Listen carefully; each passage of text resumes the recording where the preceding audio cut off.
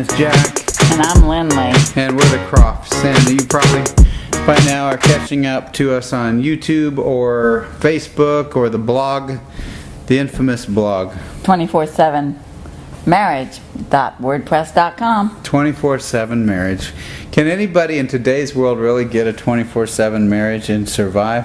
I think so. You know, what really brought this on is a lot of people in today's culture are not really keen on marriage. They're not. They don't want to be married. They think because they have family members or parents or somebody who have been divorced and they're afraid if they get married, they might get divorced. I know, they're paranoid of it. Or there's younger people that are saying, oh, I wouldn't want to get married. They just don't even think it's an option anymore. They have kids without marriage. Back in the day, people would get married. Man, younger people would get married and stay committed for an entire lifetime. Right. Our grandparents' generation had a lot of that. My grandpa was a farmer out in Colorado, and he was an 8th grade education. Did I tell you that? My dad's dad? Yeah. And his wife went through high school, and later she got to teach school even. She was a school teacher. But he just had his 8th grade education because he was too busy planting crops, harvesting crops, making the farm work go. But their marriage lasted their entire lifetime. They got married really young. They were born the same year. He was about 6 months younger than her. Yeah, I know somebody, they were married 76 years and then she died of Alzheimer's. 76 years. It's not Alzheimer's. Alzheimer's. There's a Z in that word. Don't correct me. Hey, that's what we do around here. You know, I want you guys to know that being married doesn't mean that I get along with my wife. Why are you throwing that? I wanted to throw it and hit the lens, like bam. Hit me in the lens. It was a napkin that she had because I feed her and she sits on the couch all day and I just feed her. No, I'd be 300 pounds if you did that. Well, she was wanting something just right in the microwave, and it was just a little bit. Tell them what happened. I said it's too warm. It's too cold. So and all of a sudden he takes the plate from me. That's mean. That's the way I am. And he goes and microwaves it for another 30 seconds so it would be the right temperature. Why would people take care of each other, though? That's weird, isn't it? Seriously, I've heard a lot of people griping at each other all the time. I know. It's weird. It's like, why would you want to be married? Why do you want to be together? Even if they're not married, they're together as a couple, and they're just acting fierce to each other. I know. They're rude. always arguing and yelling at each other. That's it's embarrassing. ridiculous. It's so awkward to be around a couple that's arguing. Now, that doesn't mean we don't argue, but it's just that it's strange that we don't have a good marriage. We have a great marriage. We do. And we didn't try. We just did. Right. It's not like we're getting out a book and reading about how to be a better marriage. But tell us a little about what happened to us, and tell the audience what happened in your life. What happened to your first marriage, and go into that. And while you do, I'm going to grab me something to eat, because I didn't get to eat, because I got her something first. Because you're supposed to do that kind of thing. I thought You ate. in the world, I didn't eat yet. Yes, you did. You had a bowl there. You ate. I put it away. Oops, I'm hungry again.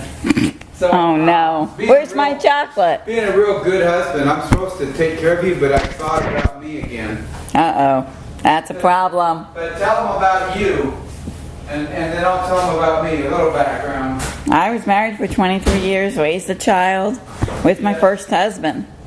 Then all of a sudden one day, he said he wanted to divorce. Our daughter was already married a few months, and he's filing for divorce. Yeah, because 30 days later, our divorce is final. he was having an affair. And 6 months after the divorce was final, he married somebody else That he was seeing while while we were married. Yeah, and it's not only that. Which is obvious, because if you get married 6 months after your divorce is over, obviously you're seeing someone, because you don't get into a relationship that Yeah, but fast. he's going out with her while he's with you. Obviously, you're even having to go along on the dates with him. You're going to eat those cold, aren't you? These are carrots and peas. Remember, peas and carrots, just like Forrest Gump. Forrest and Jenny go along like peas and carrots. That's disgusting. You don't like carrots? No, or peas. I bet she likes greens. I don't like greens. I had greens, Gross. tuna fish, peas, and carrots tonight. What'd you have, baby? Hamburger helper. Cheeseburger. Hamburger helper. No, I'm sorry. The lasagna one. The cheeseburger's still in the pantry. We are not on the same page With food. with what we like to eat. No. I love chocolate and wine. He loves... Chocolate wine.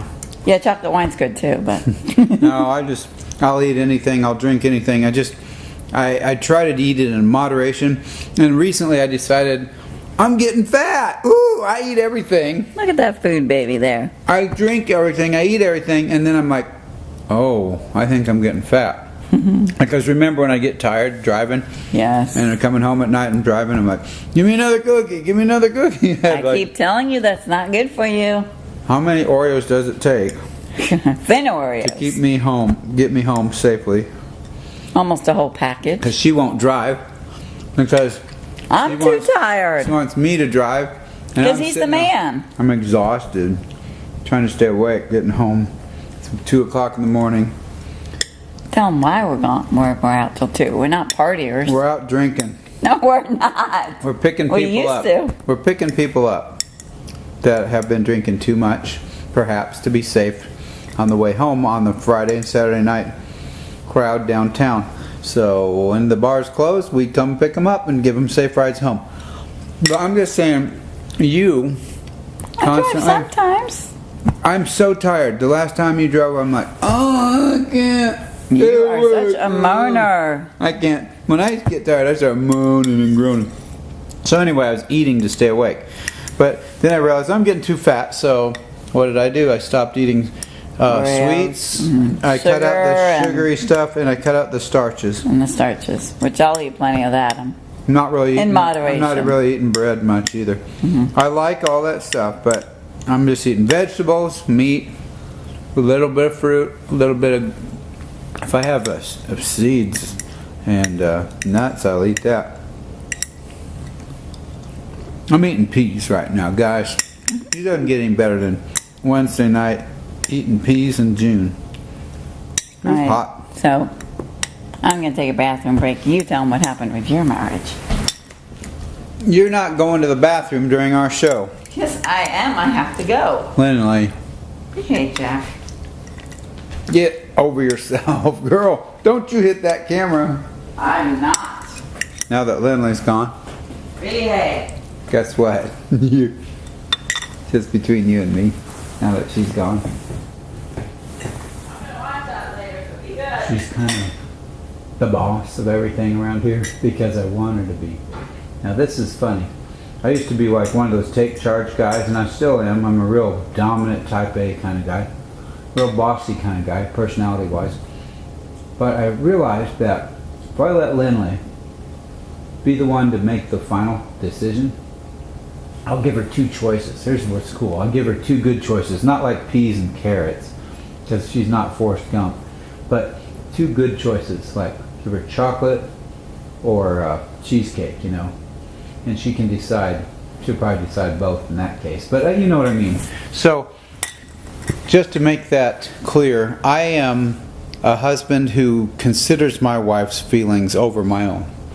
In the Bible it says something about consider others above yourselves, and we don't want to over spiritualize this, but it's true. You got to think of your wife. I'll tell you my story while she's sitting there in the toilet. I have an 18 years. I was married 18 years, and we had several children, and it just really got to be embarrassing when my wife called it quits. She decided the things I was doing wasn't making her happy, and the things I was doing was making me kind of living a double life. I was lying to her all the time. So I'd gotten caught up in some stuff that I wasn't supposed to be doing. And quite honestly, that did tear our marriage up. And I tried to get some help with that, and I did everything I thought I was supposed to do, and went through all these programs, and it still didn't get corrected. Because the way I thought was wrong. I had wrong thinking. Stinking thinking is what Zig Ziglar would call it, stinking thinking. Well, here I am just doing all the things that I'm not proud of, and then pretending like I wasn't doing anything like that, and lying to my wife.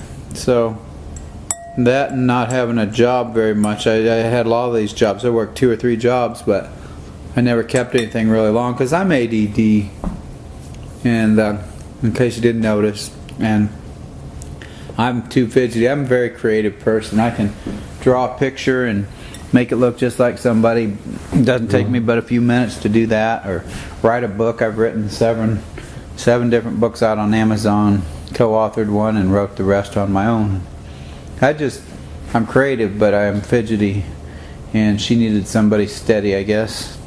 Anyway, with all the kids, it was hard just to give that up. I didn't want her to go. I felt terrible because I knew it was my responsibility to keep the family together, but it was always also her responsibility. A marriage is 50-50, and I cannot be 100% of a marriage because I'm only one person, and the marriage takes two people, and each of them have half of the marriage commitment to them. You should be 100% committed. I've heard that, like, your marriage is 100, but you can't do the math that way. In reality, if one party wants to leave and divorce you, there's nothing you can do. Nothing at all. As far as stopping them, you can pray for them, you can intervene with them and try to get help with them, but if they're determined to not stay with you, there's nothing legally can hold you in a position to keep them.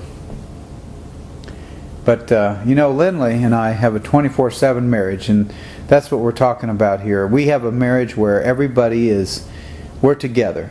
Okay, we work together. We have jobs that we work together. We do a variety of things. When I'm writing, or whether we're working, setting up banquets, we do a lot of different things with temporary staffing. And we have one vehicle. We drive it together. I drive it and fall asleep at the wheel, but we are together when we go out of the house. We go to work. And I like the fact that she's with me all the time. It's not a protective thing as far as intrusive. It's just a protective thing as far as adorable. I hear the toilet flush, and so my little queen bee's coming back, so I better quit talking about her that way. I'll just erase this part of the... Oh, hi, honey. There's Lynley. Don't do that. Come over this way. Come over. No, don't do that.